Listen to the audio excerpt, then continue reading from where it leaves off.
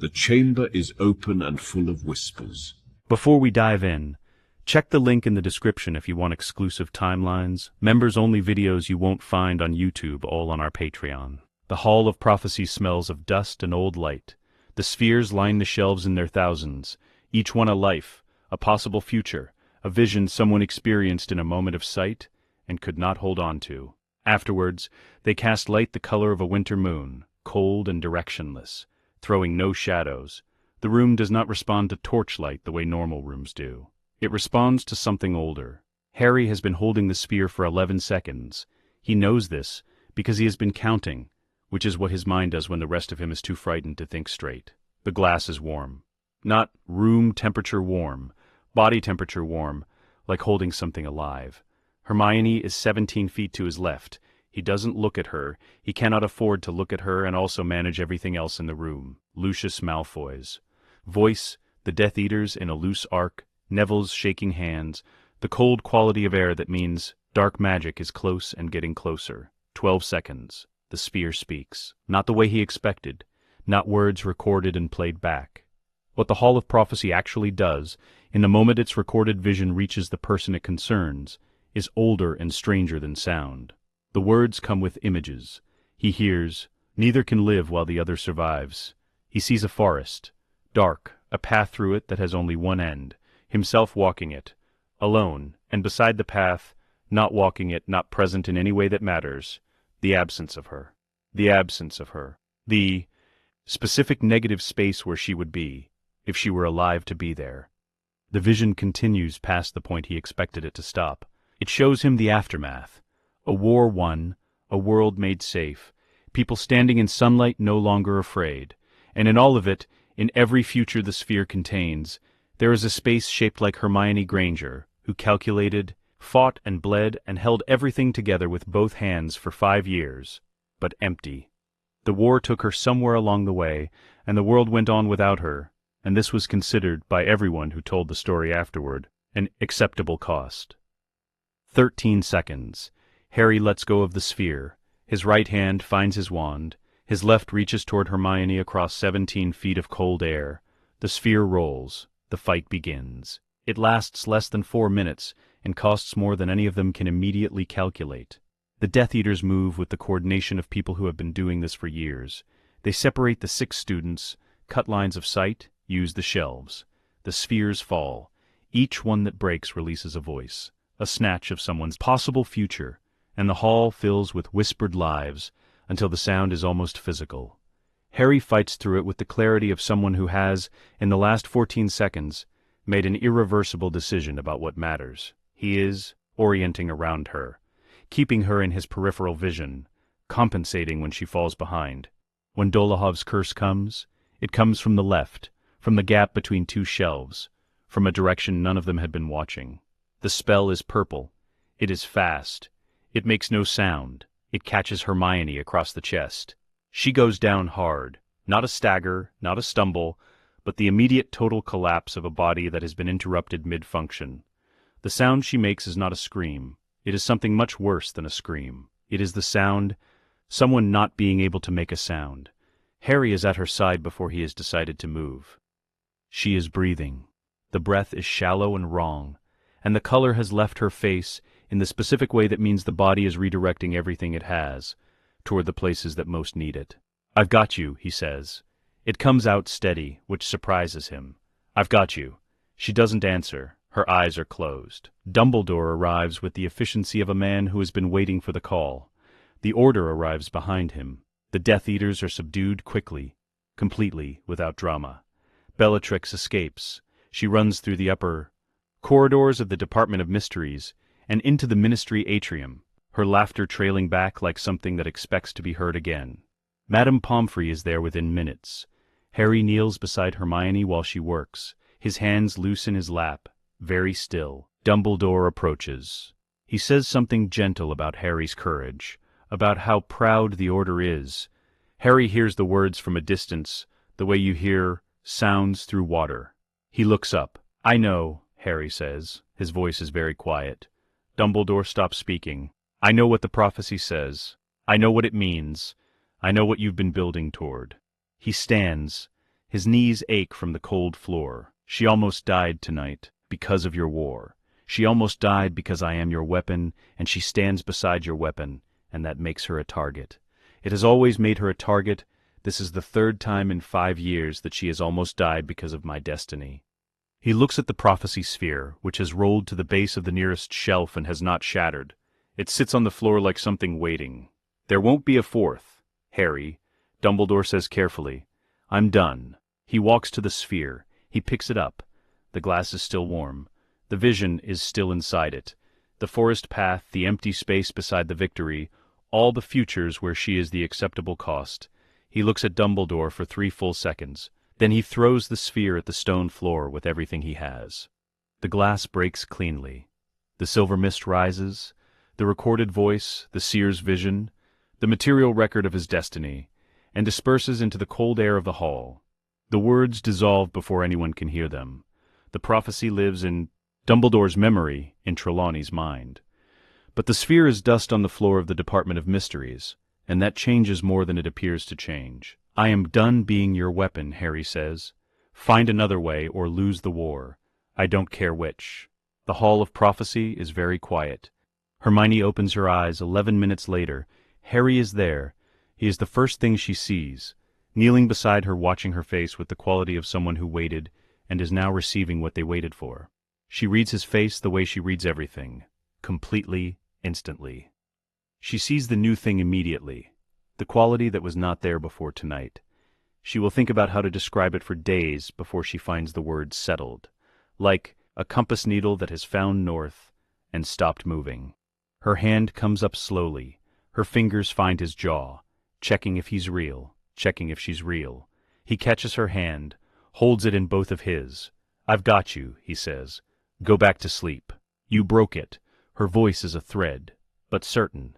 She always knows you broke the prophecy. He looks at her for a moment. Then, I made a different choice. Her eyes close again. Her breathing is still wrong, but it is steadier. And Pomfrey is there, and the worst has not happened. Harry stays exactly where he is. On the floor behind him, the broken glass of the prophecy sphere glitters in the cold light of 1,000 possible futures, none of which are his anymore. The walk takes 2 hours from the nearest Muggle road, and it begins nearly a fortnight after the night in the Department of Mysteries.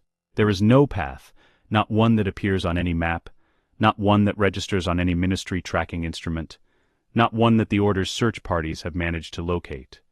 The land discourages approach in the specific way of places that have been warded for so long the wardings have become ecological. The heather grows at angles that redirect sight. The light falls wrong. A Muggle walking this ground would find themselves turning back without knowing why. Harry and Hermione continue. Hermione is 4 days out of the Hogwarts hospital wing, which Pomfrey had established in a controlled fury at number 12 Grimold Place the morning after the Department of Mysteries. She moves carefully, not slowly, but with the deliberateness of someone tracking her own body's signals and responding to them. The curse damage is mostly healed. Mostly. Harry walks on her left side. He has been walking on her left side since she was discharged. Neither of them has mentioned it. The Gringotts negotiation took 36 hours, conducted entirely by Owl Post, which Hermione managed from her recovery bed, with 3 reference texts open and a cold cup of tea at her elbow that Harry kept replacing, and she kept forgetting. To drink, Ragnarok himself replied, the first signal that what Harry was claiming commanded senior attention. The private chamber at Gringotts had no chairs for visitors. They stood.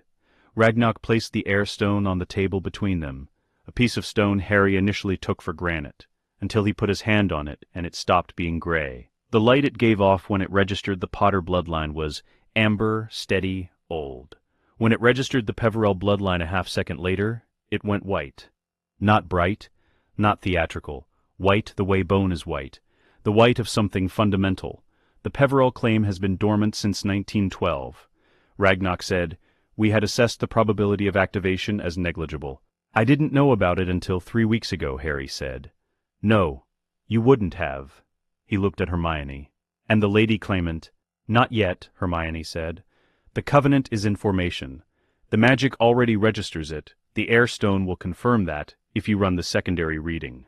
Ragnarok ran the secondary reading. The stone turned the same white for her. A half-beat after. The Peverell Gringotts Compact will be honored. The vaults activate upon formal claiming. The Sovereign Zone Charter for Associated Properties becomes operative upon your intent anchoring at the primary site. He looked at Harry directly. The site will recognize you. Whether it does is not something we control. I know, Harry said. Go then. The house appears between one step and the next. Not because it was hidden by an illusion. It was simply there, the way certain things are simply there once your eyes have found the right frequency. Stone. Small. 2 stories, a chimney, windows that are either very clean or very old.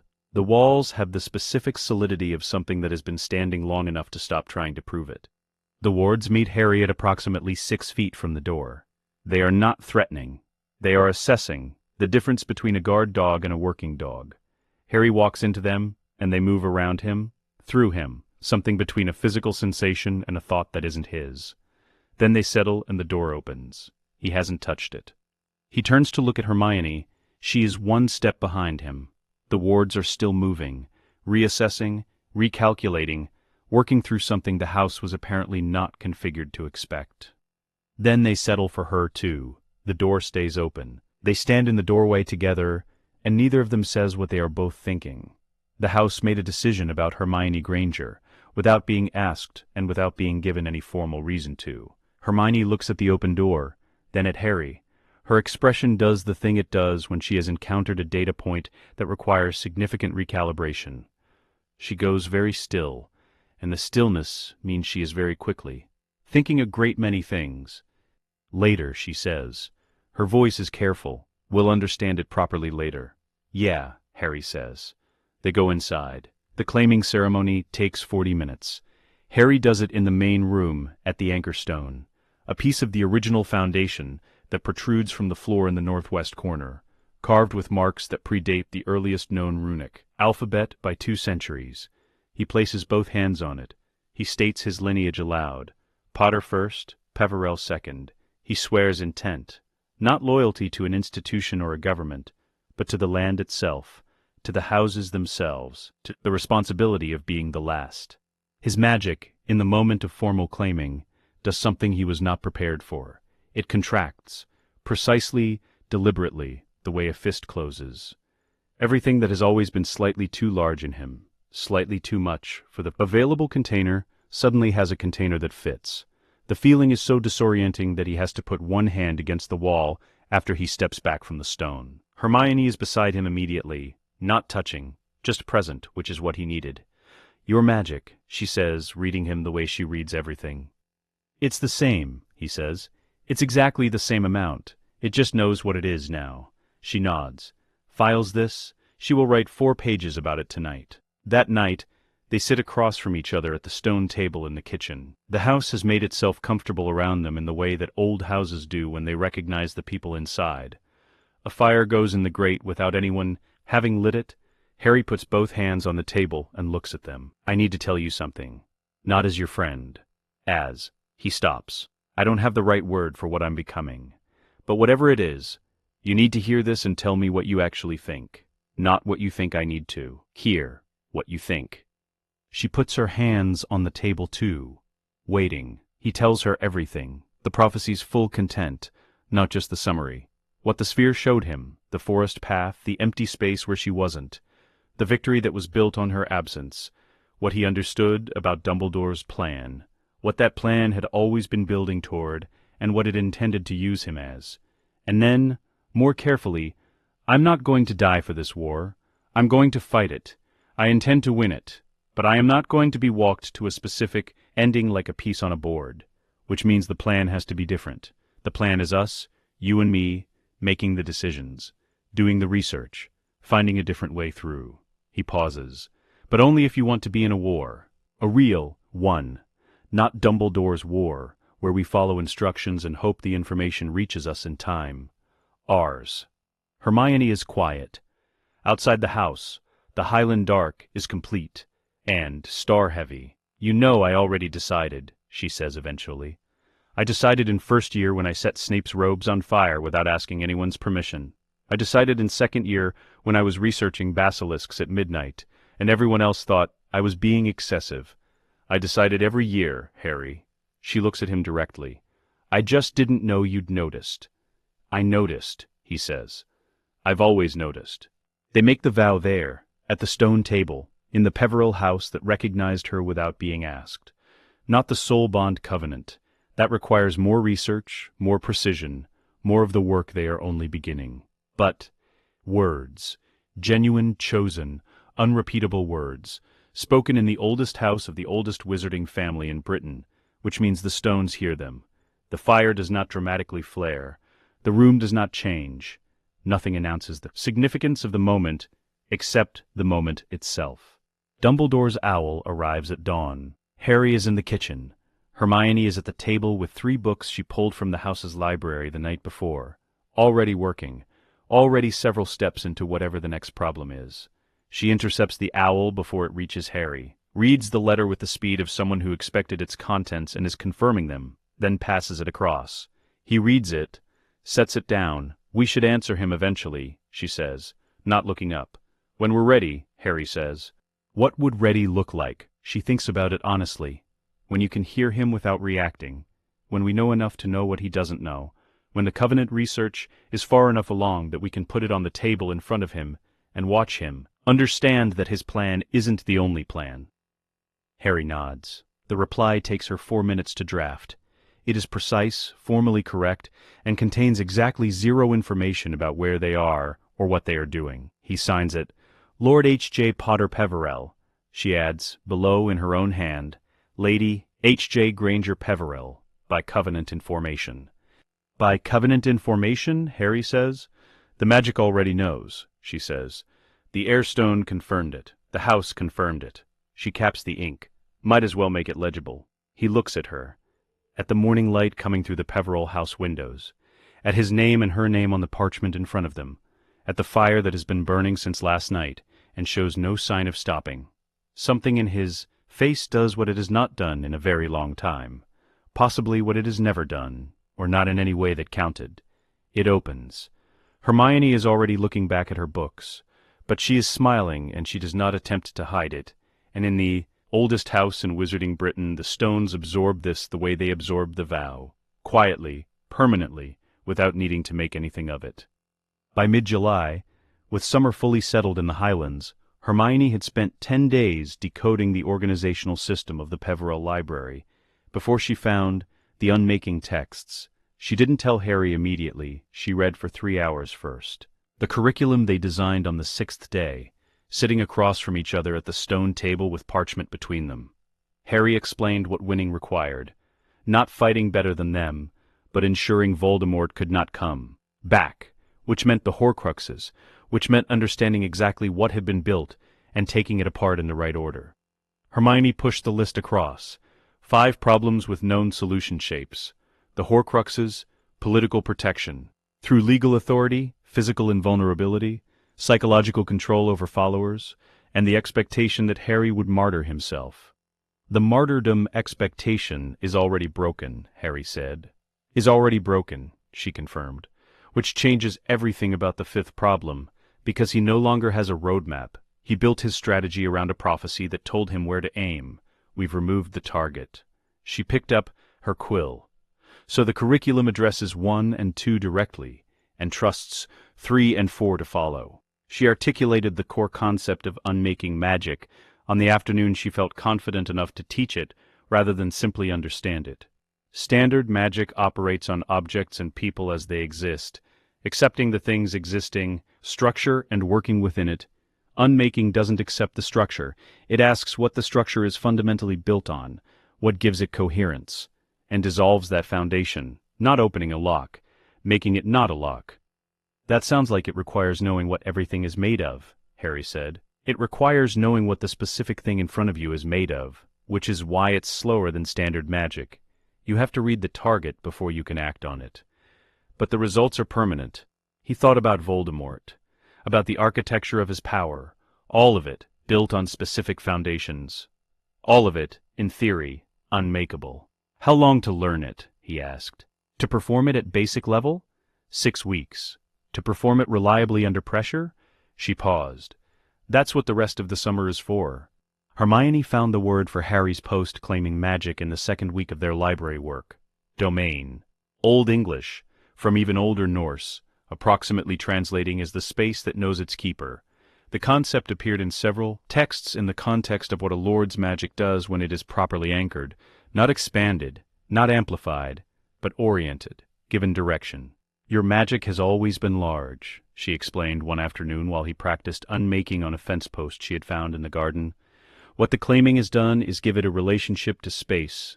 You're starting to know where things are in a room the way you know where your own hands are. He stopped. I thought I was imagining that. You're not.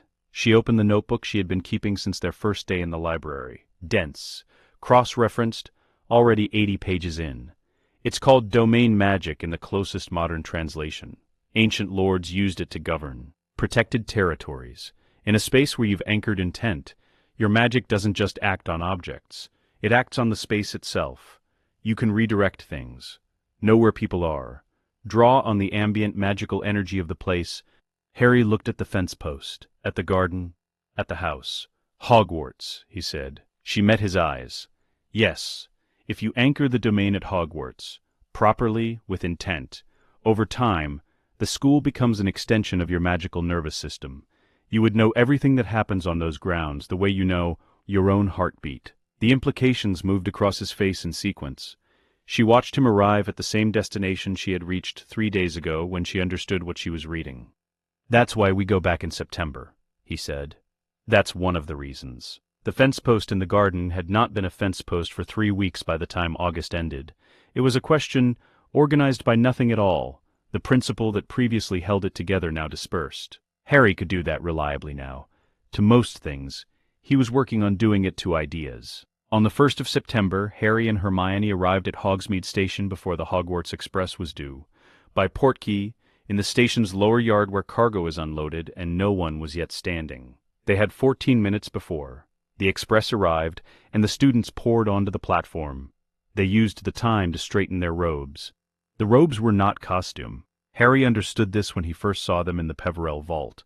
They were the formal regalia of House Peverell Potter, maintained by the vault's preservation enchantments, in the specific way that important things are maintained, exactly as they were, without deterioration, waiting. The outer robes were black with the depth that comes from dye processes that no longer exist. The Potter crest was worked over the heart in silver thread so fine it read as texture rather than image until you looked directly at it. The Peverell Hallows symbol ran along the inner collar, where only the wearer would see it. The Peverells were not a family that announced themselves.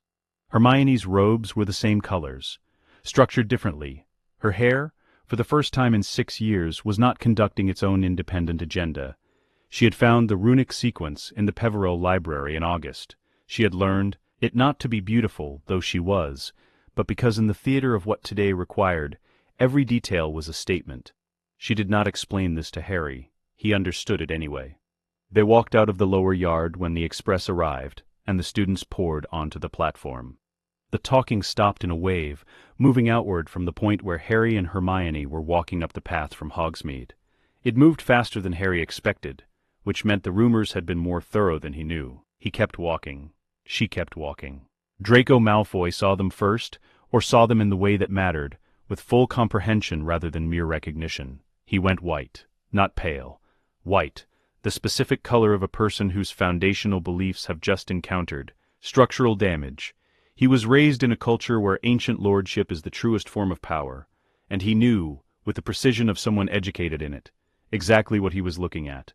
Lord Potter Peverell, holding 2 legitimate, ancient claims, walking through the gates of Hogwarts with a lady beside him. The expression on Harry's face was not triumphant. That would have been manageable. Triumph implies a contest was held. Neville Longbottom was sitting on the lawn with the Gryffindors. He stood up. Before anyone else had fully processed what they were seeing, he started clapping. Just Neville, on the lawn, clapping. He would be asked about it later by approximately 15 people, and his answer would be the same each time. He finally looks like himself. After a moment, Ron Weasley, standing 12 feet to Neville's left, his face doing several things in sequence, clapped too. A little later, but genuinely, Ginny Weasley stood beside Ron and did not clap. She was perceptive in the specific way of someone who has watched a person carefully for years and has learned to read the details everyone else ignores. What she saw was Harry and Hermione walking with their shoulders 4 inches apart, not touching, not looking at each other, moving with a coordination that does not require either touching or looking. The coordination of people who have been making decisions together in a space where the decisions mattered, for long enough that the coordination has become foundational rather than practiced. She had been honest with herself about Harry since 5th year. She was honest with herself now. She grieved it, privately in the time it took them to walk from the gate to the castle entrance. Then she put it away. She was Ginny Weasley. She did not carry things that did not belong to her. McGonagall said to Flitwick, without taking her eyes off the approaching pair, "I believe we may need to reorganize the seating arrangements. For the feast, for the year." Dumbledore received them in his office before the feast. He had arranged 2 chairs in front of his desk, which Harry noted and declined. He and Hermione remained standing. The portraits on the walls were awake and watching. "You look well," Dumbledore said. "We are well, Headmaster," Harry said. "We appreciate the continued hospitality of Hogwarts." "Harry, Lord Potter Peverell is the appropriate address in formal context, Headmaster. Not cold, not aggressive, simply correct. Hermione and I are happy to be addressed by first name by our professors in classroom settings." The silence that followed was long enough that 2 of the portraits exchanged a look. Dumbledore studied Harry, then Hermione. He was looking for the seam, the place where this could be managed, the angle that would return the conversation to its previous configuration. He did not find one. "Of course," he said, "Lord Potter Peverell." The name sat in his mouth with the specific weight of something he did not expect to be saying. "Shall we discuss—" "Tonight we're students coming back to school, Headmaster," Harry said. "We'll have the other conversation when it's time for it." Dumbledore looked at him for a moment longer. Then, very slightly, he nodded. At the feast, Harry and Hermione took their regular seats at the Gryffindor table, among their housemates, on the bench in exactly the places they had sat for 5 years.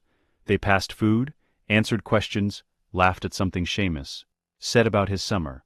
They were students. They remained Gryffindors. They wanted this understood.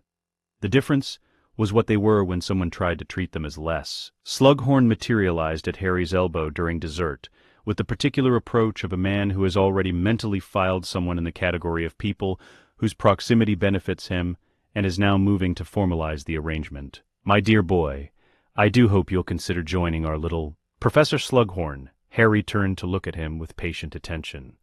"I'd be glad to attend, on the condition that Lady Granger Peverell receives an equivalent invitation. We tend not to attend things separately." Slughorn looked at Hermione. His expression was visible in its movement. Hermione Granger sliding from one mental category into another in real time, the recategorization happening against his will, and then completing. His particular genius for social advantage was telling him something important, and he was, to his credit, listening to it. "Of course," he said. "Both of you naturally I wouldn't have it any—" "Wonderful," Harry said. He smiled. It was completely a smile. It was also the coldest temperature at which a smile has ever occurred in the Hogwarts Great Hall, and Horace Slughorn, who has survived every political climate in British wizarding history for 60 years by accurately reading rooms, felt it clearly. He retreated. Hermione was looking at her pudding. "You've been practicing that," she said. "A little," Harry said. "It was very good." "Thank you." The fire in the Great Hall did what fire does, and the enchanted ceiling did what it always does, and the feast continued around them in its ordinary Hogwarts way.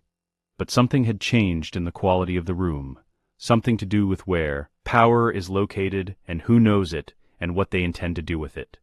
Before most of the castle had woken on a morning in the first week back, Harry lay still in his bed, feeling Hogwarts.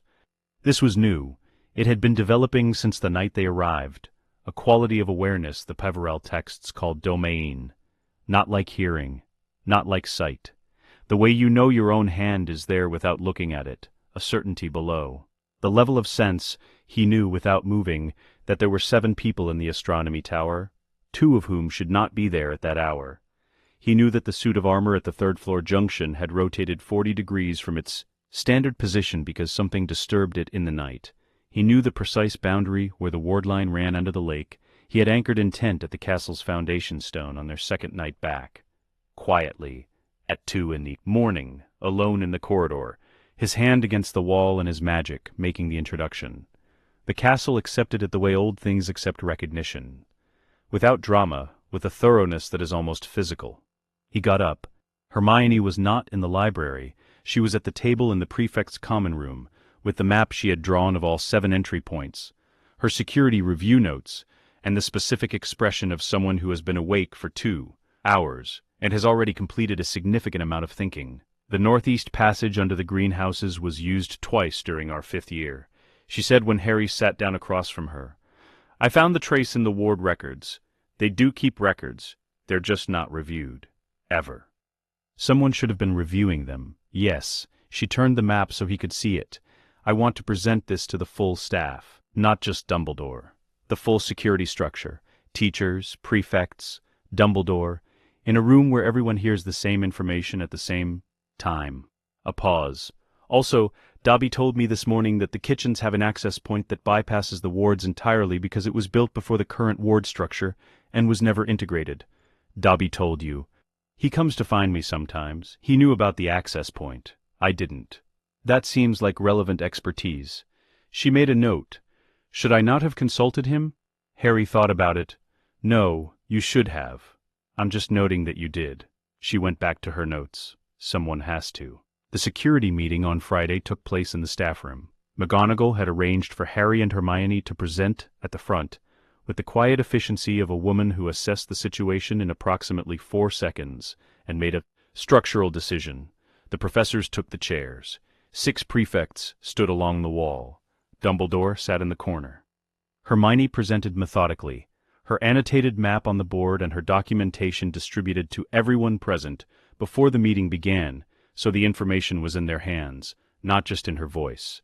She framed it not as failure but as a gap between the castle's defensive potential and its current defensive reality, a distinction that allowed everyone to focus on solutions rather than embarrassment.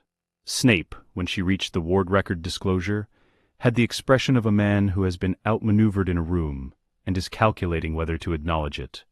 And who, precisely, gave 2 students access to Hogwarts's ward records? They're accessible to anyone with ancient lordship domain authority over the property, Hermione said. The access is automatic. It's in the founding charter. I can send you the relevant section if you'd like to review it. The expression on his face suggested he would not like this, but could not say so. Dumbledore from the corner said nothing. He was watching Harry, who was standing at the edge of the presentation, with the particular stillness of someone whose job in this meeting is not to speak, but to be present, and who understands the difference between those 2 functions. Later that month, Harry and Hermione submitted a Wizengamot motion to repeal all educational decrees issued during the previous academic year. Fudge had issued them without Wizengamot ratification, which made them, under the oldest statutory interpretation, void. The motion passed 23-19, not comfortable, but sufficient. Hermione filed the result with the Ministry's records office before the session ended. She pinned a copy to the notice board in the Gryffindor common room, without comment. By morning, Peeves had made a song about it that was extremely rude about Umbridge specifically, and was therefore tolerated by the staff. Lucius Malfoy arrived on a Thursday, at noon during the lunch hour, maximum audience. He moved through the entrance hall with the rhythm of someone who has walked into this building and been deferred to for 20 years and expects the pattern to continue. The suits of armor at the entrance hall junction oriented toward Harry, both of them rotating with the slow deliberateness of things that have weight and purpose. Lucius stopped. He had noticed. Harry stood from the Gryffindor table, not in greeting, but in the way a host rises when someone has entered their house without invitation. Lord Malfoy, I don't believe you have an appointment today. I don't require an appointment to— You do, actually. Hermione had the document ready. Harry held it up. Under the Hogwarts Sovereign Zone Declaration, which predates the Ministry by several centuries, all visitor access to Hogwarts requires prior application to and approval by the Lord of the relevant ancient house. That's me, in this case. Lucius looked at the document. He understood what it said. The ground he was standing on had reclassified itself in a way he could not immediately counter. The next governor's meeting is Thursday, Harry said. You're welcome then. He looked toward the doors of the great hall. He did not say anything else. The two suits of armor at the doors rotated. They faced inward. They faced Lucius. The entire student body watched. Lucius Malfoy walked out of the great hall with a step that was measured, controlled, and precisely as voluntary as it needed to appear. The doors closed. The suits of armor returned to their standard positions. The great hall exhaled. That night, late in the Gryffindor common room, the fire down to low orange. Lucius Malfoy's face, Hermione said, not looking up from her arithmancy text. I know, Harry said. When the suits of armor turned. I know. I want it noted that I maintained complete professional composure throughout. You handed me the document at the precise right moment. That was professional composure. She looked up. It was also extremely satisfying. It was, Harry said. She looked at him for a moment. Just a moment, the kind that has content without needing to declare it, and then she went back to arithmancy. Outside the portrait hole, the castle settled and breathed and remembered. On a Saturday in early October, Hermione built the resonance compass, while Harry made tea. This was not a coincidence of timing. She had been thinking through the construction for 11 days. The modified sneakoscope housing, the runic adjustments, the specific frequency calibration that would distinguish a Horcrux's soul-torn resonance from ordinary dark magic residue, and had determined that the actual assembly would take approximately 4 hours and required a clear surface, good light, and no interruptions. Saturday morning at the Peveril house, which they used on weekends by Portkey, provided all three. Harry made tea because he had learned that Hermione worked better when something warm was nearby, and because the tea gave him something to do with his hands, during the parts of her work that required watching rather than participating. 4 hours and 12 minutes. She set the completed instrument on the table and pushed it toward him. It looked like a sneakoscope that had been taken apart and reassembled by someone with a specific destination in mind. The glass casing had runes etched into it at the base, her handwriting miniaturized precise. Inside, instead of the standard spinning top, a disc of silver with a marking she had cut herself. Hold it, she said. He picked it up. It sat in his palm, still. Now think about the diary, the one from second year. What it felt like to hold it. He thought about it, the cold quality, the way the pages absorbed ink, the specific wrongness. The compass vibrated. A single pulse, then stopped. That's the frequency, Hermione said. It's mapped to that signature now. In proximity to another Horcrux, it will vibrate continuously, with increasing frequency as distance decreases. She picked up her notebook. The question is, whether the signature is consistent across objects, or whether each Horcrux has individual variation. Is it? I believe so. The fragment in each object came from the same soul. The base frequency should be the same. She made a note. We'll confirm it when we find the first one. They knew the map. The diary, destroyed in Harry's second year, in a chamber of secrets, with a basilisk fang.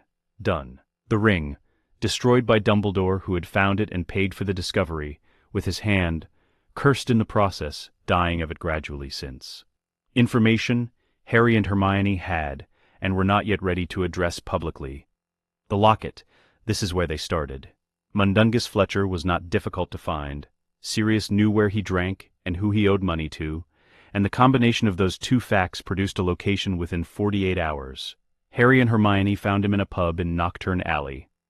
One Wednesday evening, sitting in the back corner with the expression of a man who has been avoiding thinking about something specific, the resonance compass in Harry's pocket began vibrating when they pushed through the door. By the time they reached Mundungus's table, it was vibrating fast enough to feel through the fabric. Mundungus saw them coming and made the calculation that most people make when they see Harry Potter walking toward them with purpose. He considered leaving and decided against it. There's something in your bag, Harry said. We'd like it. I've got lots of things. Hermione set the resonance compass on the table. It spun. Mundungus looked at it, then at his bag. Something moved in his face. The expression of a man who has been carrying something that has been making him deeply uncomfortable for weeks, and has just been offered a legitimate reason to give it up. I didn't know what it was, he said. Took it from the house. Looked valuable. It's been giving me the most awful— We know, Hermione said. We'd like to compensate you fairly for it. Mundungus blinked. Fairly. 11 galleons. approximate fair market value for a vintage locket of that quality and apparent age, absent the complicating factors. He reached into his bag, placed the locket on the table. Gold, heavy, serpentine. The compass stopped spinning and vibrated in a single sustained frequency. Harry gave him 11 galleons. Mundungus counted them and looked, for a moment, like a man who had been treated reasonably and didn't know what to do with it. "Cheers," he said. They left. The cup was in the Lestrange vault, and this one required patience rather than legwork. Harry spent the following weeks establishing the formal Peverell-Gringotts relationship through meetings with Ragnarok. In one meeting, ostensibly about estate management, Harry asked whether the bank's holdings contained any objects matching a particular magical description, formatted by Hermione as a formal inquiry, in the style of a Gringotts audit request. Ragnarok read the inquiry. The Goblin Sovereignty Accords prohibit disclosure of vault contents. However, the Peverell-Gringotts Compact of 1312, subsection 9, permits the bank to conduct unsolicited internal audits of holdings identified as posing potential risk to bank infrastructure or personnel. Such an audit of the Lestrange holdings has been scheduled. It is a routine matter. He met Harry's eyes.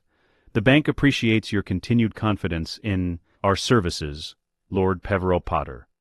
The bank has earned it, Harry said. The diadem took 2 weeks of library work, and one afternoon in the Room of Requirement, Hermione identified it through the Ravenclaw historical records, cross-referenced with Helena Ravenclaw's ghost and the runic signature of objects associated with the Founders' era. She presented her conclusion with the slightly self-conscious precision of someone who has just solved something they find elegant. The Room of Requirement, the room where things are hidden. If you were a student with a Horcrux and needed to hide it where no one would find it, you'd hide it in a room full of things no one has found, Harry said. Yes, the room gave them what they needed, the vast cathedral-accumulated chaos of hidden things, centuries deep.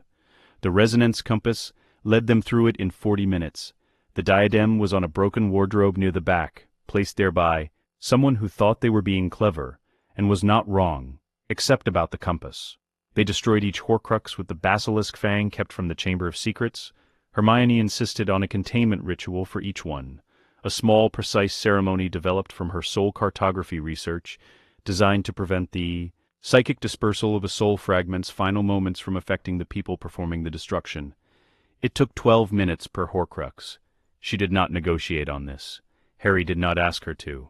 Late in December, deep into the first term back, the Room of Requirement configured itself into something neither of them requested. High stone walls, a fire, 3 long windows looking out at the winter dark. The kind of room that old magic makes when it picks up on what people need rather than what they ask for. Harry was on the floor with his back against one of the stone benches. Hermione was beside him with her notebook, though she had stopped writing in it 20 minutes ago. The resonance compass sat between them. It was completely still. "That's 3 we've destroyed ourselves," Hermione said. "Plus the diary and the ring, 5 total, and Nagini, and me." The fire made its sounds. Outside the windows the grounds were dark and snow-edged, the lake a flat black mirror. "Not for much longer," she said, quietly, without performance. He nodded. Then, because there was nothing that needed to be done today, and the compass was still, and the fire was warm, he lay back and closed his eyes. "What do you want for Christmas?" he asked.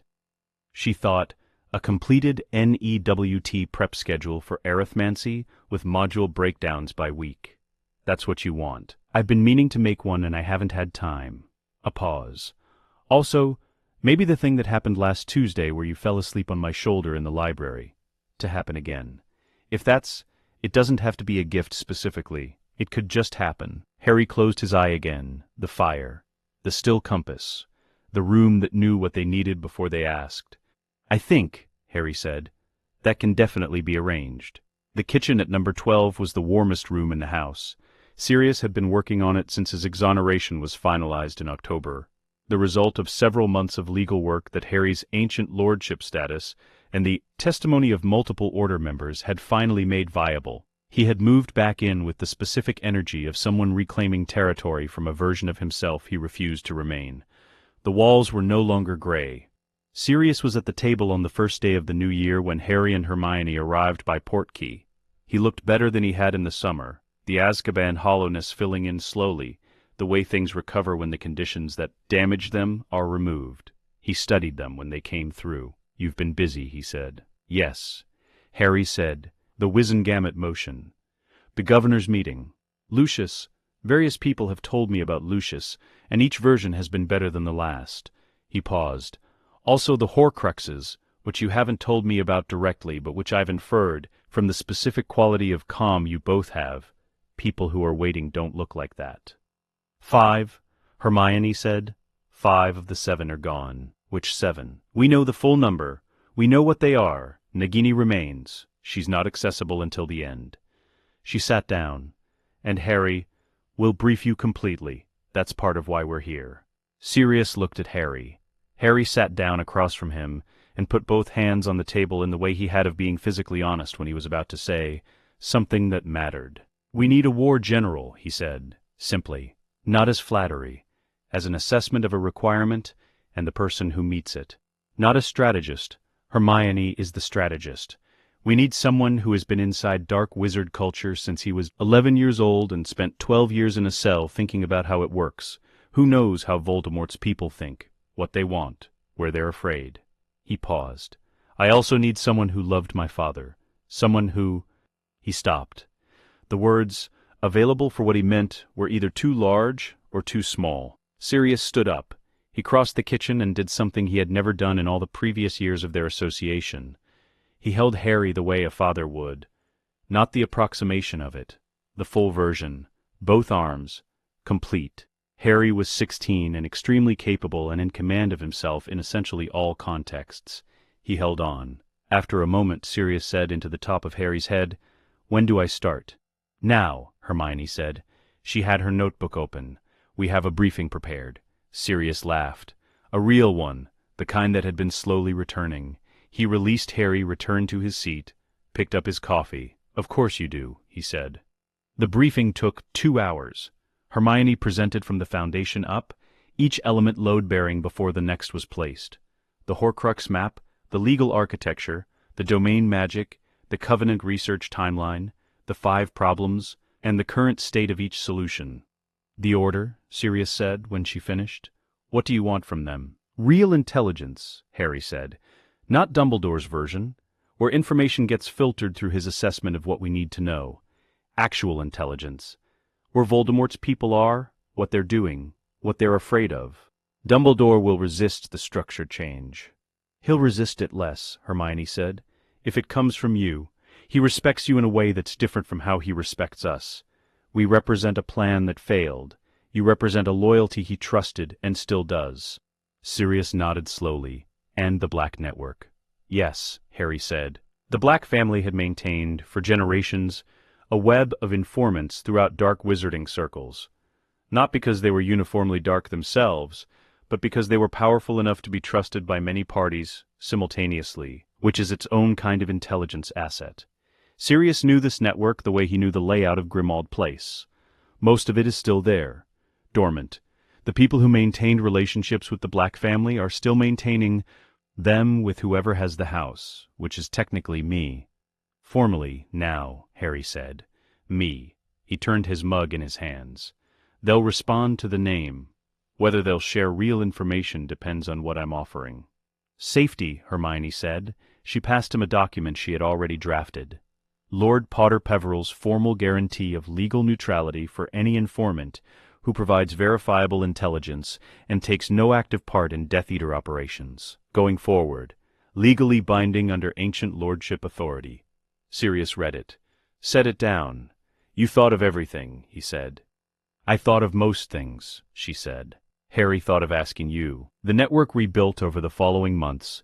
Sirius moved through it with the ease of someone who grew up speaking a language and was returning to it after years away. He was the legitimate head of the Black family, offering genuine protection in a world where Voldemort's return had made everyone uncertain about their arrangements. The most important piece of intelligence arrived in the last week of February, in a letter with no return address, and a Black family seal pressed into gray wax. Sirius found Harry and Hermione at the Peverell house that Saturday. "He's confused," Sirius said. They both looked at him. Voldemort. My source inside his inner circle says he's been trying to reach you through legilomancy for months, and getting nothing. The domain magic, he knows the prophecy sphere was destroyed. He can't find you in any prophetic framework because there isn't one anymore, and he built his entire strategy around having one. He paused. He doesn't know what to do with an enemy who isn't where the map says they should be. He's navigating blind, Hermione said. He's terrified, Sirius said. Not with satisfaction, with the specific gravity of someone who has spent 12 years understanding fear, which makes him dangerous in a different way. Predictable fear follows logic. Unpredictable fear does what fear does when it can't find a target. Yes, Harry said. The three of them sat with this. On the evening the rest of the castle celebrated Valentine's Day. Hermione was studying when Harry came in from Quidditch practice, with cold air still on his jacket, and sat beside her. The Leeds interception, he said. Sirius sent word, no casualties. Good. She made a note without looking up. Bellatrix, not with them. She'll overreach. She always does. A pause. The fire, the low sounds of the common room settling. Happy Valentine's Day, Harry said. She looked up then, at the small, badly wrapped package he was holding, wrapped by someone who did it themselves, without assistance and would not have asked for assistance even if it had been offered. She took it, opened it carefully. Inside, a compass, small, jade green, Muggle-made, from a shop near his aunt's house. Solid and accurate and entirely non-magical, the kind that finds north by the principle that north exists and can be found. She held it in her palm. The needle settled. It's north, she said. You're north, he said. She looked at the compass for a long moment. Then she leaned over and kissed him on the cheek. Brief, warm, the kind of gesture that is not a beginning and is not an end, but is something that has been true for long enough that expressing it is less a revelation than an acknowledgement. She put the compass on the table beside her book. She went back to studying. The compass stayed there all night. When she packed up at midnight, she put it in her pocket. Early one March morning, at breakfast, a ministry owl arrived, the large official kind with the seal on the leg and the self-importance of birds trained to convey institutional authority. It landed in front of Harry's plate with the thud of something heavier than its physical weight. Harry read it once, passed it to Hermione without comment. She read it in 40 seconds, set it down beside the marmalade. The Emergency War Powers Act, the Exceptional Capability Clause, he's saying I'm effectively an adult because I'm a lord, which means I can be compelled under adult provisions. The problem with that argument is that it proves too much. If you're legally adult enough to be compelled, you're legally adult enough to refuse. He's made the claim that grants you the authority to reject the claim. She set down her tea. Also, ancient lordship immunity under pre-ministry statute supersedes the act entirely. The ministry was founded in 1707. House Peverell was established in the early 12th century. The mathematics are straightforward. Write the response, he said. I've been drafting it since the owl landed, she said. The back and forth lasted 3 weeks. Each exchange followed the same pattern. Scrimgeour's legal team found an angle, presented it formally. Harry and Hermione identified the flaw, responded with the correct statutory citation, and waited. The ministry's legal division, which had not engaged substantively with pre-1707 wizarding law in approximately 200 years, kept arriving at a wall. The wall was old. It was structurally sound. On the 22nd day, Scrimgeour sent a different kind of letter. He would like to meet. On a Thursday in early April, Harry and Hermione met the ministry delegation in the entrance chamber just inside the main gates. Technically on school grounds, but as close to outside them as physically possible. Harry had chosen it deliberately. Sirius stood behind them in the black family formal robes.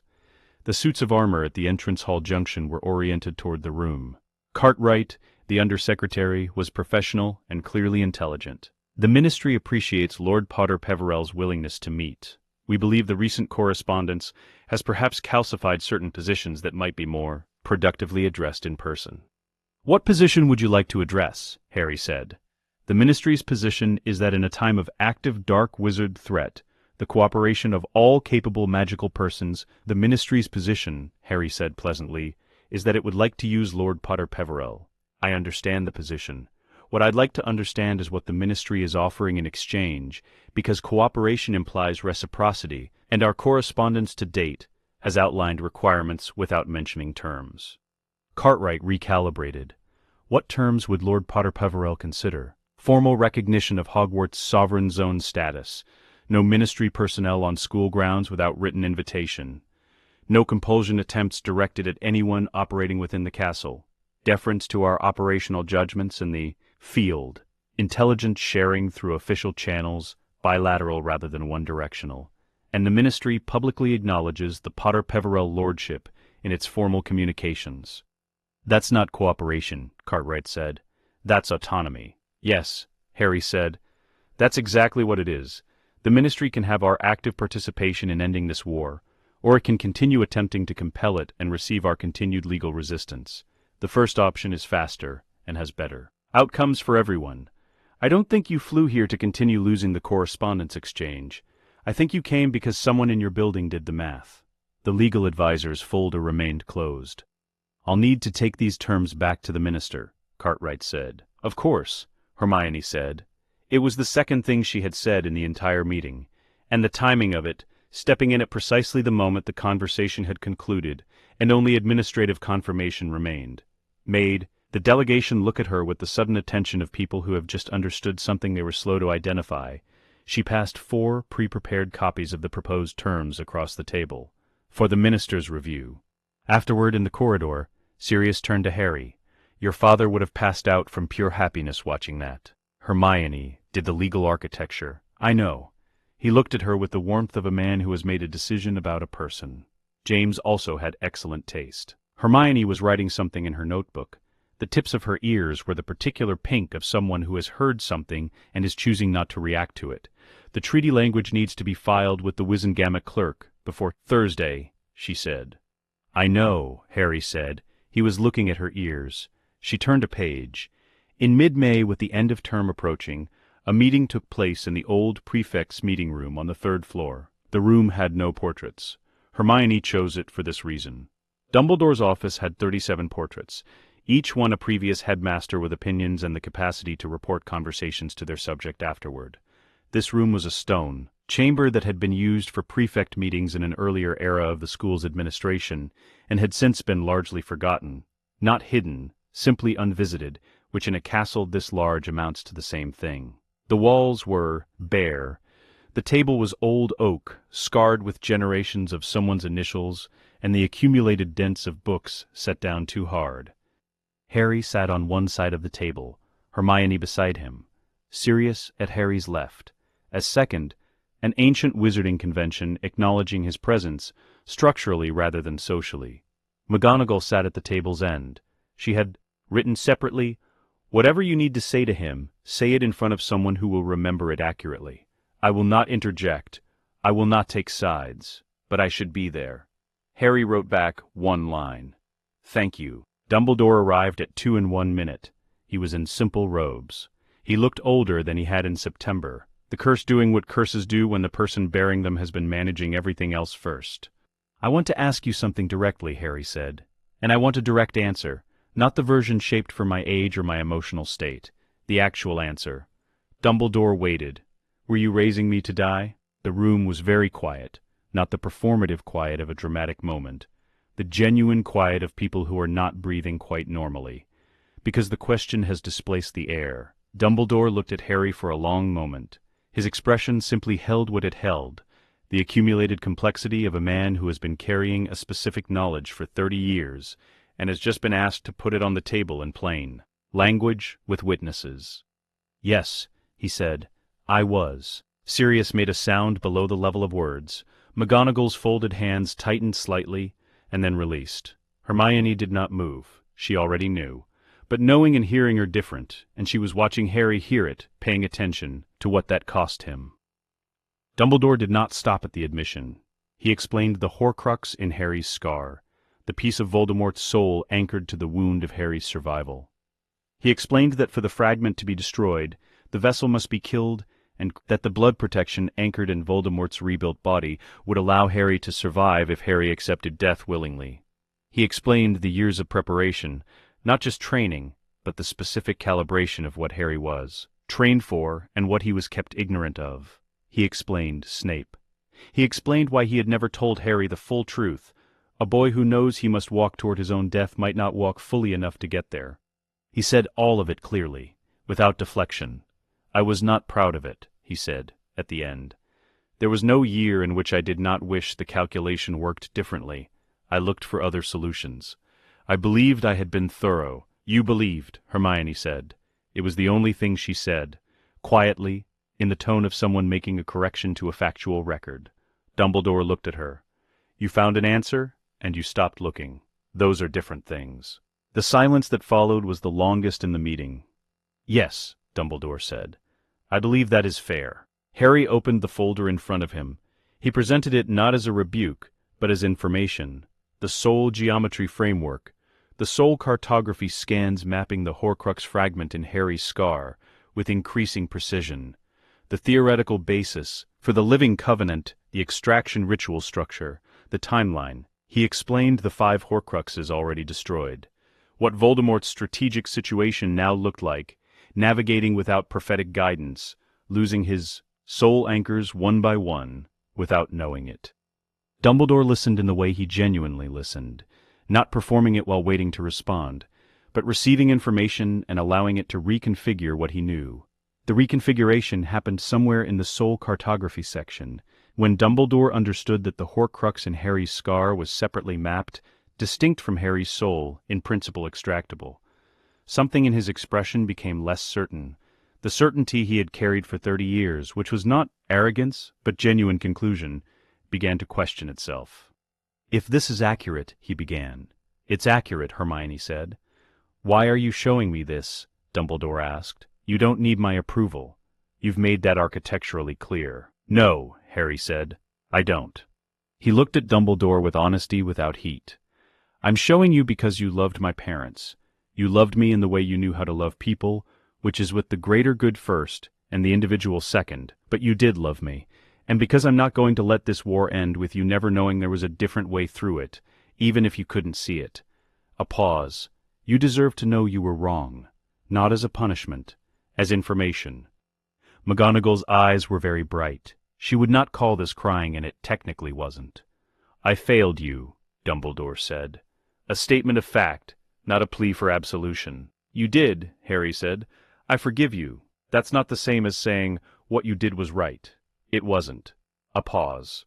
But I forgive you. The silence after this was different from the silences before it. The thing that needed to be said had been said in plain language with witnesses, which is the only way certain things become real rather than private. Dumbledore looked at the folder for a long moment. Then he looked up. What do you need from me? He asked. Harry made the choice he always made, which was the human one. Tell me about my parents, he said. Not their roles in the war, not what they died for. My parents, James and Lily, who they actually were. Dumbledore blinked. Something in him, some load-bearing structure of guardedness and long years of treating love as a tactical asset, released. Your father once transfigured the Slytherin common room password into a limerick about Salazar Slytherin's personal grooming habits. Your mother threatened to hex him if he did it again. She then spent the remainder of the evening trying very hard not to laugh. From the end of the table, McGonagall made a sound. She would, subsequently, deny that it was a laugh. Tell me more, Harry said. The afternoon light came through the single window and moved across the scarred oak table. The meeting ran 3 hours. Most of it was not about the war at all. 3 days after the confession meeting, Dumbledore found Harry alone in a corridor near the astronomy tower and asked if they could speak privately. They walked to a small room off the corridor that Harry had come to know through the domain magic, a room with no official name that the castle's long history suggested had been used for exactly this kind of conversation before. Dumbledore produced the Elder Wand from his robes and set it on the small table. Between them, I have been thinking, he said, about what happens after the war is over, not the war itself. After, he looked at the wand. This belonged to me by conquest, which is how it has always passed. But conquest is not the only possible means of transfer. He met Harry's eyes. I am dying, the curse is progressing, and I have made my peace with it. What I have not made my peace with is leaving this wand to chance, buried in my tomb, waiting for someone to take it by force, as it has always been taken throughout history.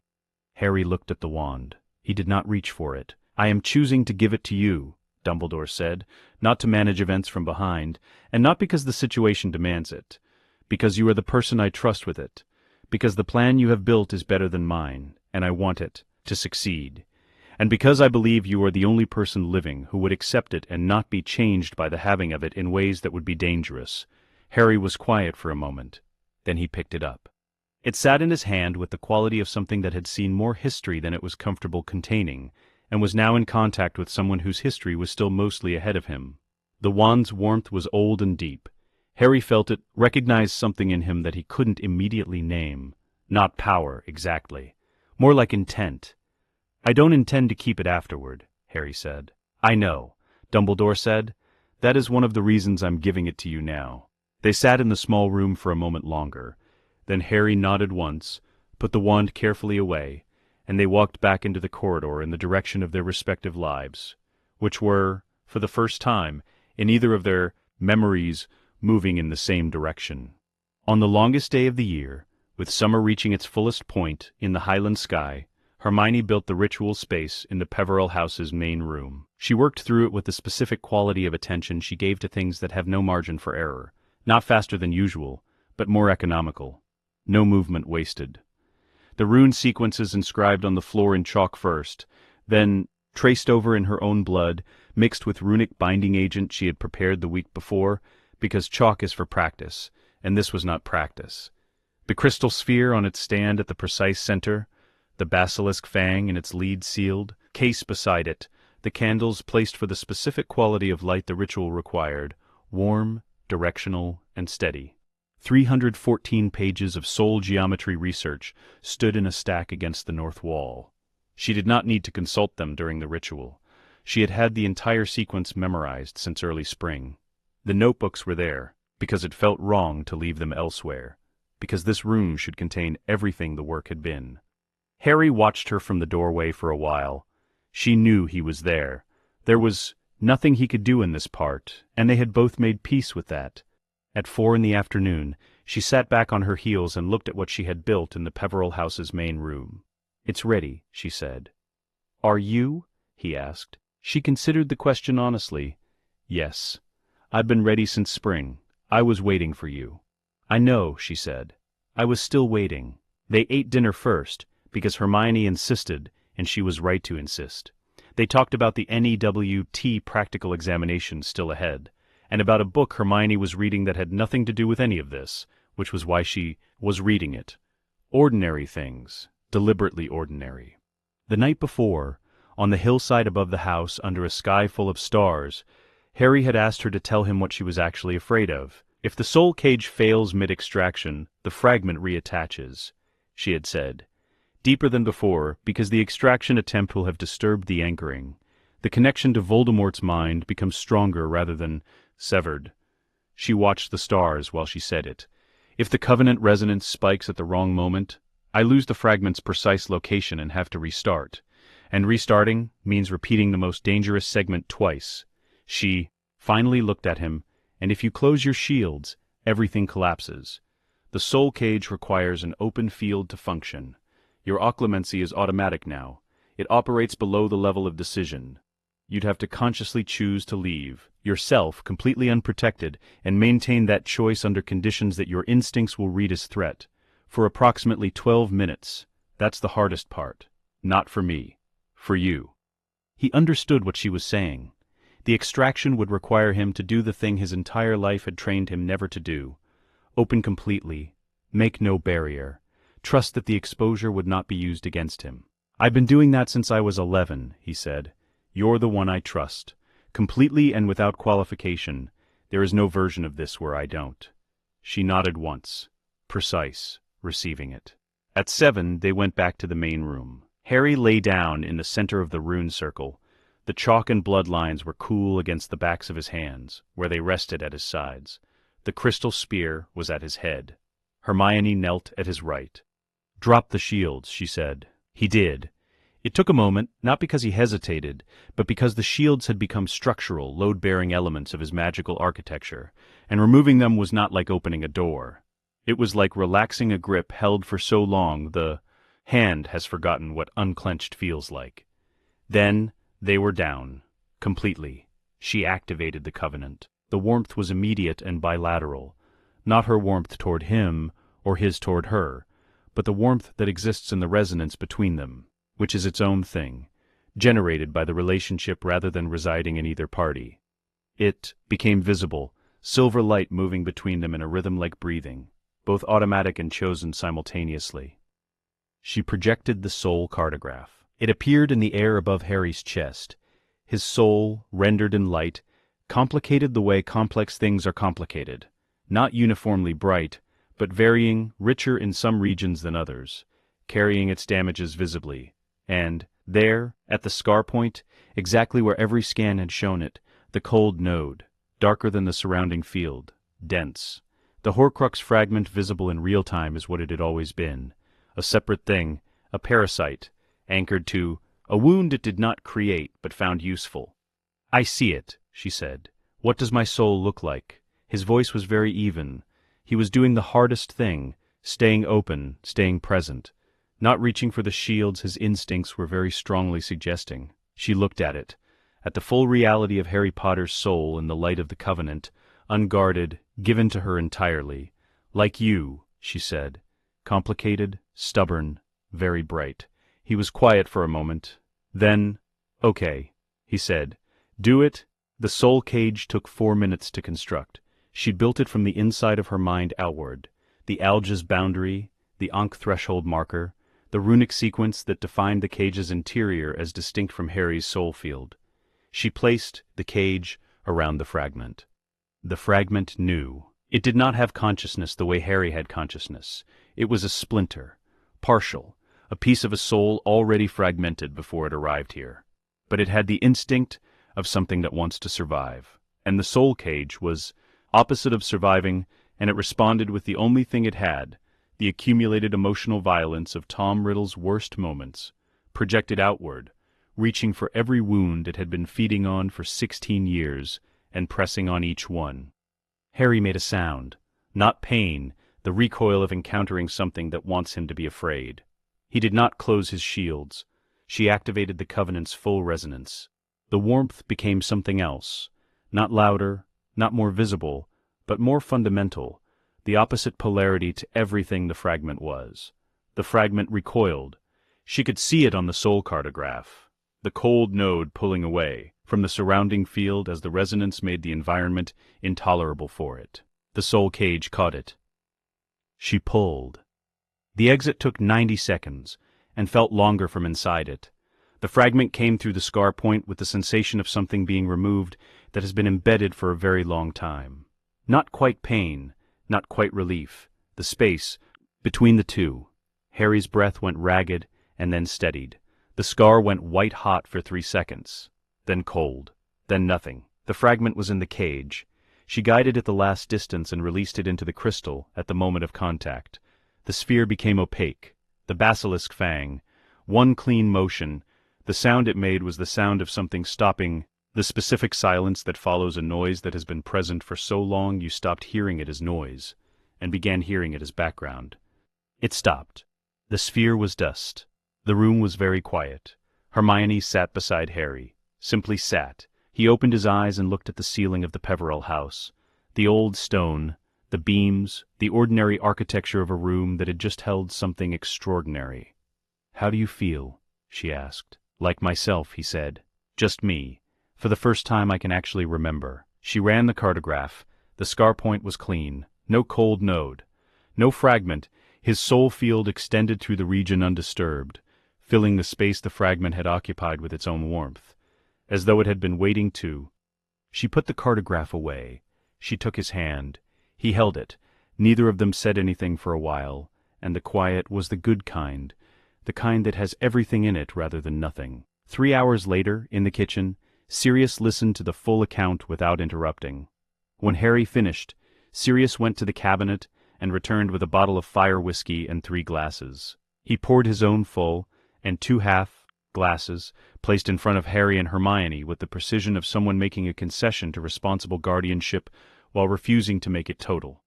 He lifted his glass. "To Hermione Granger Peverell," he said, "who performed ancient soul magic at 17 and did what Albus Dumbledore spent 30 years believing was impossible. In 9 months. While maintaining an outstanding average in every subject, Hermione looked at her half-glass, picked it up. I also received the highest mock score in arithmancy that Professor Vector has given in 11 years. I thought that should be noted. Noted, Sirius said. She drank. On the night of Harry's 17th birthday, he knew the moment Voldemort's foot crossed the outer ward boundary. He was in the astronomy tower when it happened. Not waiting, not watching, simply there because the tower had the best view of the grounds and the domain magic read most clearly from high ground. He had been feeling the castle for 11 months. He knew every breath it took. When the outer ward registered a presence that the wards themselves recoiled from, not flagging it as unauthorized, the way they would any ordinary trespass, but recoiling the magical equivalent of a living thing encountering something that should not exist. He knew what it meant before the information fully assembled. He counted without thinking. 31 presences crossing the boundary. 30 of them were afraid, the fear of people committed to something and afraid of failing it. One of them was navigating by anger, because all the other instruments were gone. Harry closed his eyes, opened them. The castle was very still around him in the way that old things go still when they are paying attention. He went to find the others. The order was positioned before Voldemort's forces reached the castle gates. Sirius had run 3 dry rehearsals across June. The order members knew their positions, their roles, their fallback protocols. They were not improvising. 11 months of intelligence work had produced a picture of Voldemort's tactical patterns precise enough that the defensive positioning anticipated, rather than responded. The Death Eaters encountered resistance at the tree line, then at the outer courtyard. The domain magic made Hogwarts actively inhospitable to them in ways that had no single visible cause. Footing that was slightly wrong, sightlines. That didn't resolve into the distances they should. The disorientation of moving through space that does not want you there. Not stopping them. Costing them. Neville was at the east entrance with Gryffindor's sword. He had received it in September, when Sirius, recognizing what the final battle would require and who needed to be where in it, had arranged through Dumbledore and the Sorting Hat for the sword to come to Neville. He had been practicing with it since that autumn morning, in the room of requirement before breakfast, with Sirius supervising and occasionally McGonagall watching from the doorway with an expression she declined to explain.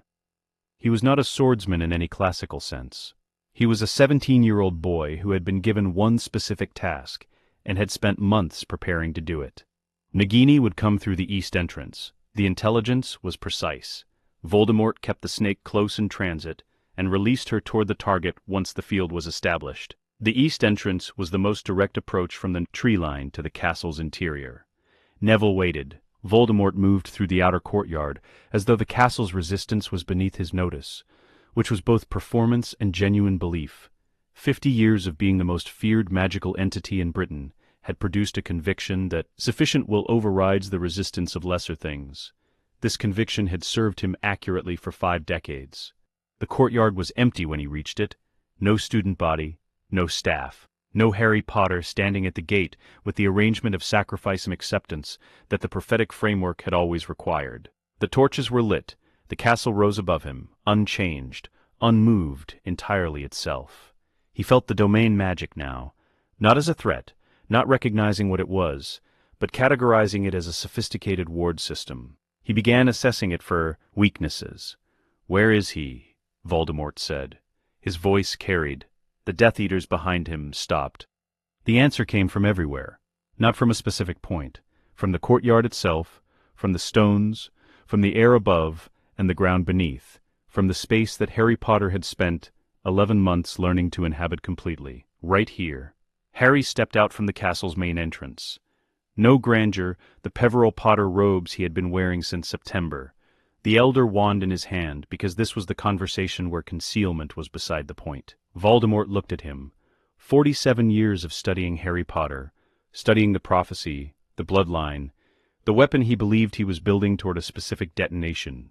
And what he found in the courtyard was something his model of Harry Potter did not contain. The stillness was wrong. The fear was wrong. There was none. Not the absence of fear in someone who is simply not afraid, which is a different thing entirely, and the eyes which Voldemort had always read as useful, too readable, too reactive, the eyes of a boy who could be leveraged, were not useful anymore. They were simply present, looking at him the way you look at something you have studied and understand. Voldemort raised his wand. The killing curse was green and fast and absolute, and it crossed the courtyard in the fraction of a second that absolute things require. It hit the Covenant resonance field and dispersed. Not deflected, dispersed. The curse impacted a distributed field rather than a single target, which was not a condition it was designed for. It had been designed for a single soul. The Covenant was two souls, mutual, bilateral, each one simultaneously anchor and shield for the other. The curse could not find its purchase point. The green light scattered, faded. Voldemort stared at the space where the curse should have landed. The expression on his face was not something he had worn in 50 years of being feared. The expression of a man whose instrument of absolute authority has just failed to be absolute, and who has no immediate category for the failure. Harry watched him have this experience without commentary. Then he raised the Elder Wand. Unmaking magic is not fast. This is its nature. It requires reading the target before acting on it, identifying the foundational structure of what you are aimed at, finding the principle that holds the thing together, and dissolving that principle rather than the thing itself. Fast magic hits the surface, unmaking goes beneath the surface, which takes longer, which is worth the time. Harry read Voldemort's magical architecture the way Hermione had taught him to read a Horcrux frequency, not by looking at the surface presentation, but by attending to the structural signature beneath it. What held Voldemort's power together was not simply strength. It was a specific arrangement of will and self-violence, and the particular magic of someone who had been splitting his soul for 40 years and building power on the architecture of those splits. Cold, fragmented, held together by force rather than integrity. Harry knew what to aim at. The first unmaking was partial, targeted at the outermost layer of that architecture, the magical framework that makes Voldemort's power cohere under pressure, not visible, no dramatic light. Voldemort registered it as a strange diminishment. His next spell did not arrive with its usual force. He looked at his wand. The Elder Wand looked back. The Elder Wand, whose allegiance Harry now held, given willingly, accepted honestly, wielded with clear and unwavering intent, was doing what wands do for their true masters, exactly what Harry asked of it, at precisely the precision he required. Voldemort understood this now. He understood several things now, in rapid sequence, in the way that the architecture of a wrong belief collapses all at once when its load-bearing assumption is removed, the prophecy gone, the 5 Horcruxes gone, destroyed, one by one, over months, in silence, without his knowledge until it was too late to respond. Harry Potter not a sacrificial piece but a sovereign. The Elder Wand not his. Harry performed the second unmaking. The third. Each one went deeper. Each one addressed a structural layer, the fragmentation magic, the fear compulsion that held his followers, the specific architecture of self-made immortality built on decades of violence. Voldemort's power did not shatter. It diminished, deliberately, layer by layer. His body showed it. The agelessness that dark magic maintained began to release. The true age of a man of 70 arrived in stages, visibly, the face becoming its actual face, the hands becoming their actual hands. He fired 3 more curses. They were weaker than the first. The field dispersed, each one. The Death Eaters at the courtyard's edge were watching their master diminish in real time and arriving at their own calculations about what this meant for the arrangements they had built their lives around. The domain magic made remaining a harder choice than leaving. They began to leave, not en route, but in the quiet individual decisions of people who have done an accounting and found the numbers wrong. "You cannot," Voldemort began. "I know," Harry said. He was not being unkind. He was being accurate. "You built everything on the idea that death was the answer to death. I used love instead. I know that sounds—" He stopped. "Actually, it sounds exactly right." The final unmaking was the deepest. The thing that held the remnant of Tom Riddle's magical identity together, the core of the self-made, endlessly violent will that became Lord Voldemort. Harry addressed it directly. Not the body, not the spells.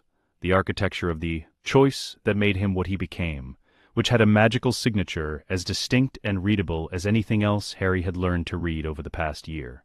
He unmade it. Tom Riddle's body, released from 50 years of dark maintenance, did what bodies do when what has been sustaining them is gone. He went to his knees. He looked old. He looked frightened. He looked for the first time since he was a boy, and An orphanage who learned that power was the only reliable thing, like a person. The courtyard was quiet. The magical violence that had been holding him together, the last sustaining force of a soul reduced to its fragment and its hatred, exhausted itself, and stopped. Tom Riddle, 70 years old, his body's genuine age having arrived in a single evening, closed his eyes in the grass of the Hogwarts courtyard. He died quietly, alone, in the specific way of people who chose power over everything else, and found, at the end, that power had a precise duration. The courtyard, Neville came out of the east entrance. He was slightly disheveled. He had Gryffindor's sword. He looked at the thing on the ground, then at Harry, then at Hermione, who had come from the castle's interior, where she had been coordinating the Order's communications throughout. "Is that it?" he said. "That's it," Harry said. Neville nodded slowly. He sat down on the castle steps and put the sword across his knees. "Okay," he said. Then, after a moment, with the quality of someone who has been operating at maximum capacity for several hours, and is now doing the accounting, "I could genuinely use a sandwich." Behind Harry, Hermione laughed. Not the controlled, precise version she used in professional contexts. The full one, unguarded, delighted, arriving from somewhere below decision. It filled the courtyard the way the curse light had filled it a few minutes before, which was the most complete possible reversal of the evening's emotional register. Harry turned to look at her. She was luminous, laughing in the summer night, in the courtyard of the castle that recognized her before she had a formal claim to it, in the world they had been building toward for 11 months. He thought, this is what the prophecy sphere showed him wasn't in the victory, the empty space where she should have been. This is what he broke the sphere to make possible, her laughing, here, alive. He put his hand against the castle wall, rested it there, the domain connection, warm and immediate, the stones familiar as his own pulse. "Good castle," he said. "Don't anthropomorphize the building," Hermione said, recovering. "It kind of is a person, though." She considered this, looked at the walls, at the way the torches had settled, the suits of armor at rest, the grounds quiet in the specific way of places where something has just ended. "It really kind of is," she said. By dawn, the great hall smelled of food and exhaustion, and the specific quality of relief that has no single scent but is present in every breath drawn in a room full of people who were not certain, 12 hours ago, that they would be drawing breath at all. The house elves had been cooking since midnight. The tables held more food than the gathered people could eat. The injured were at the far end of the hall, with Madame Pomfrey and 3 healers, who had arrived by portkey in the early hours. The ledger was what it was, and what it was. No one on their side was dead. The domain magic had made Hogwarts genuinely difficult to fight in if you were fighting against it. The months of preparation had made the Order difficult to surprise. Sirius had run the field operations with the precision of someone who has been waiting a long time for a problem that genuinely fits his capabilities, and has finally been given one. Neville ate 2 sandwiches and fell asleep against a pillar. Someone put a blanket over him. He was still holding the sword. Dumbledore sat in the corner, not directing anything, not presiding, simply present, absorbing what had happened rather than immediately finding a place to put it. When Harry found him there, with the gray morning light coming through the repaired windows, most people around them were asleep where they sat. They sat together.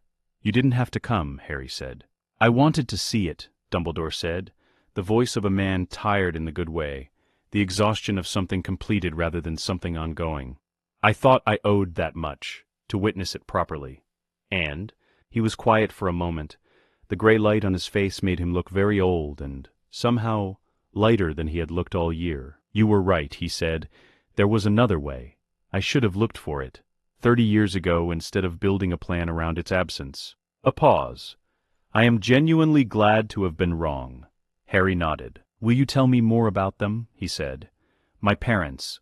Whenever you're ready. There's no urgency now." "No," Dumbledore said. "There isn't." A pause. "I have many stories. I have been waiting for someone to ask for them rather than for what they could be used for." "I'm asking," Harry said. "I know." The old man looked at the hall, at Neville asleep against the pillar, at the cleared tables, at the morning coming in through repaired windows. "Your mother once told me that the only thing she found genuinely frightening was a world where people stopped asking questions. She said this when she was 17, and I thought it was undergraduate philosophy. I have thought about it almost every day since. Harry held this. That sounds like her, he said. He had no memory to compare it against. But it sounded right, which was a different thing. Yes, Dumbledore said. It does. The statement went out through the Potter Peverell Estate's official channel that morning. Not through the Ministry, not through the Daily Prophet, through Harry's channel. Hermione had drafted it the night before the battle, which Harry discovered when she produced it from her bag at 6 in the morning and handed it to him, without explanation. He read it, made one edit, signed it. It was 4 paragraphs. It stated that Voldemort was dead, that the war was over, that Hogwarts was secure, that the people who fought should be recognized, and the people who were lost should be remembered. It said the political and institutional decisions about what comes next belong to the appropriate institutions, which should reconvene knowing that the existential threat to their functioning had been removed. It said that Lord Potter Peverell would attend Wizengamot sessions, as his schedule permitted, and would remain available to consult on matters where his specific knowledge was relevant. It did not say, I am your symbol, I am your figurehead, I am the face on the poster.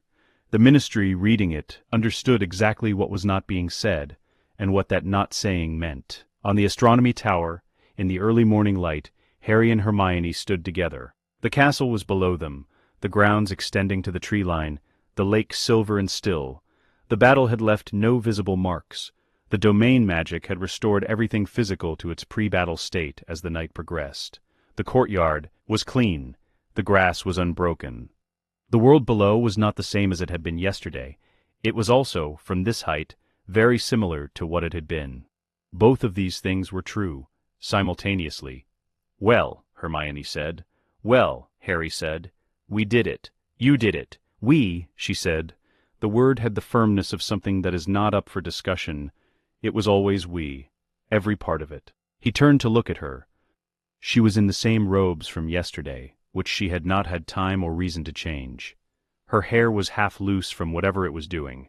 12 hours ago, there was a small burn on her right hand she had not treated, because it was minor.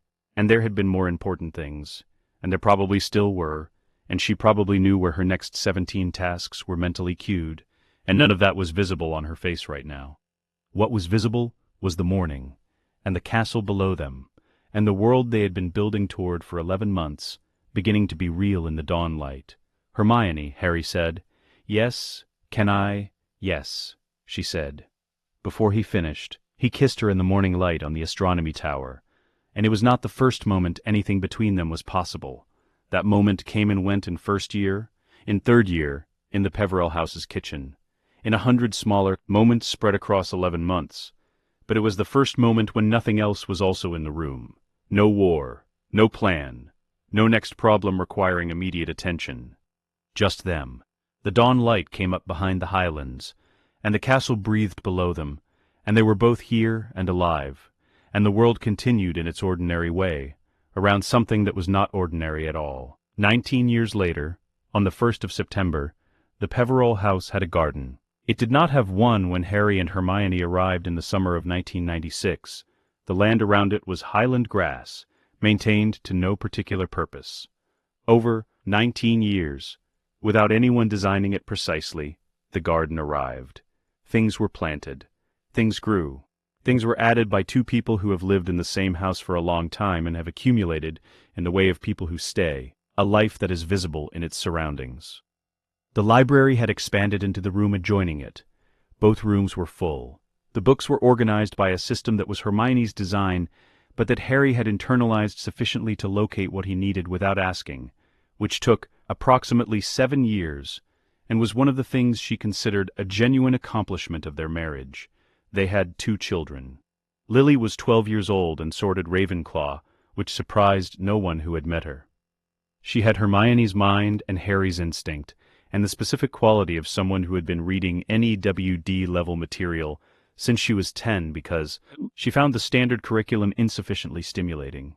Professor McGonagall, who had been her head of house for 1 year and had already begun a private correspondence with her about advanced transfiguration theory, considered this entirely natural. James was 9 years old and had Harry's black hair and Hermione's organizational tendencies, and had not yet been sorted. which meant he had 4 more years to develop the anxiety about it that was currently expressed as a detailed spreadsheet. He had made comparing the attributes of each house, which Hermione found on his desk last week and showed to Harry in silence, and Harry looked at it for a long moment and said, "He's ours, all right," and Hermione said, "Obviously." They were at King's Cross that morning because Lily was returning for her 2nd year, and James had been invited to come along and see her off, which he had taken seriously by preparing 3 questions for the conductor and a small gift for his sister's owl. Platform 9 3/4, the scarlet engine, the steam, the families, the controlled chaos of a beginning. Harry and Hermione stood on the platform in ordinary clothes, Harry's jacket, Hermione's coat with the notebook in the pocket, because there was always a notebook and it always had something in it. They were 37 and 38 years old. They looked like themselves, which is what many years of being genuinely happy does to people. Lily hugged her mother, then her father, with the efficiency of a 12-year-old who loves her parents and is also 12 and has friends to find on the train. "Right," Hermione said. "Mum, weekly. I wrote weekly last year. And it was very good. Continue." Lily kissed her cheek, then Harry's. Then she picked up her trunk and was gone, into the train with the ease of someone going somewhere that is already home. James stood on the platform beside his parents and watched the train with the look of a boy who has 4 more years of waiting and is doing the math on how long 4 years actually is. "She'll be fine," Harry said. "I know. I'm not worried about Lily. Lily is fine everywhere." He paused. "I'm thinking about me, when it's my turn. What if I'm in the wrong house?" "There isn't a wrong house," Harry said. "What if I'm in Slytherin? Then you'll be the best Slytherin Hogwarts has had in 20 years, and we will be extremely proud, and I will immediately identify the most relevant reading materials for your first term." Hermione said it with the certainty of someone who has already done this work. "I have reading lists for all 4 houses, organized by year." James looked at her. "You already made them." "I made them when I was pregnant." He processed this. "That's—" "Your mother is a lot," Harry said. She elbowed him without looking at him. "It's her best quality." "It's one of several," she said. James looked between them with the expression of a 9-year-old confronted with his parents being affectionate, which is the universal expression of 9-year-olds in this situation. Then something in his face settled. The 4 years away anxiety didn't vanish, but it relocated, became smaller, took up an appropriate amount of room. "Okay," he said. The whistle, the train beginning to move. Lily at a window, waving, precise, specific, not performative. Her mother's wave. Harry raised his hand. Hermione mouthed something. James waved with his whole arm. The train rounded the bend. The steam cleared.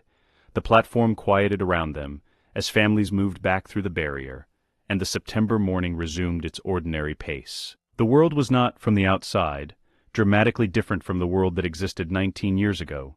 From the inside, it was completely different. New blood status protections had been in force for 16 years. House elf legislation had passed more than a decade earlier, in the session that Hermione had prepared the draft for, and Harry had moved without ceremony or announcement, which was how the most important things were always done. The Muggle-born children who started Hogwarts in the first September after the war had children of their own, now who were starting Hogwarts without having had to watch their parents be afraid. Teddy Lupin was in his late teens, training at the Aurora Academy and calling Harry on his birthday every year, and Hermione whenever he had a legal question, which was more often. Neville's herbology program produced graduates in 7 countries. The Black Family Network, restructured by Sirius into something that served intelligence rather than pure-blood politics, had been quietly useful in 4 international dark wizard cases since the war.